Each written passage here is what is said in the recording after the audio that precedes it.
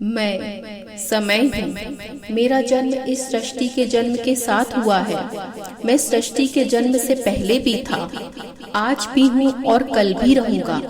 मैं कभी पक्षपात नहीं करता, तो जो मेरे साथ नहीं चलता मैं उसको बदल देता हूँ। और आज मैं द्वापर युग के उस काल में घटी महाभारत की अमर कथा सुनाने जा रहा हूँ, जो मुझे भी प्रेरित करती है। और इसको मैं मानव कल्याण के लिए एक बार फिर दोहरा रहा हूँ। महाभारत की खास बात यह है कि ये कथा आप जब भी सुनेंगे हमेशा वो नई ही लगेगी, क्योंकि जो महाभारत में है वो आपको संसार में कहीं ना कहीं अवश्य मिल जाएगा। जो महाभारत में नहीं है वो संसार में आपको अन्यत्र कहीं नहीं मिलेगा।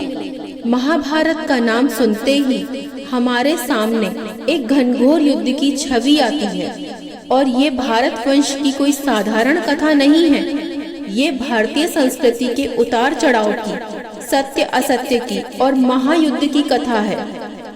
और ये केवल मैं ही सुना सकता हूँ, क्योंकि इसका पात्र मेरा देखा हुआ है और हर घटना मेरे सामने घटी है। मैं ही दुर्योधन हूँ तो मैं ही अर्जुन भी हूँ और मैं ही कुरुक्षेत्र भी।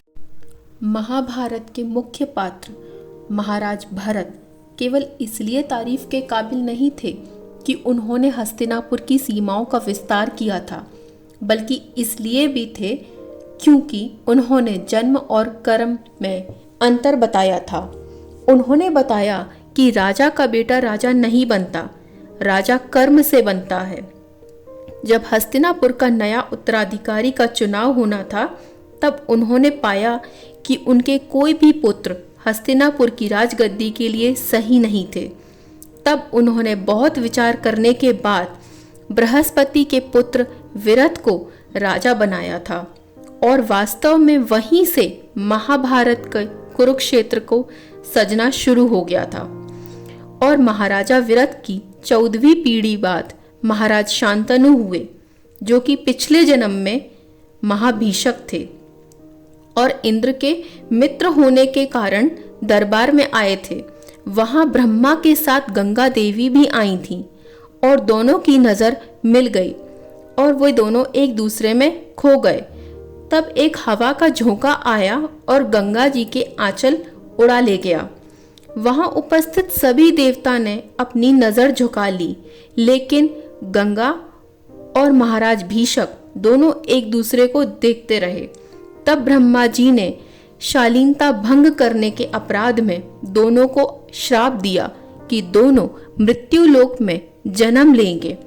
और तब गंगा ने वहां महाभीषक के साथ शांतनु के रूप में जन्म लिया। मैं आपको अपने अगले वीडियो में बताऊंगी कि कैसे गंगा ने शांतनु से शादी की और उन्होंने अपने 8 में से 7 पुत्रों को मार डाला, और वह 8वां पुत्र कौन था और कैसे वे मृत्यु लोक से मुक्त होकर स्वर्गलोक गईं। तो दोस्तों, मेरे चैनल को सब्सक्राइब कर लीजिएगा ताकि आपको महाभारत से जुड़े हर अनसुने और सुने रहस्यों के बारे में पता चल सके। मैं आपको मिलती हूँ अपने अगले वीडियो में जल्द ही।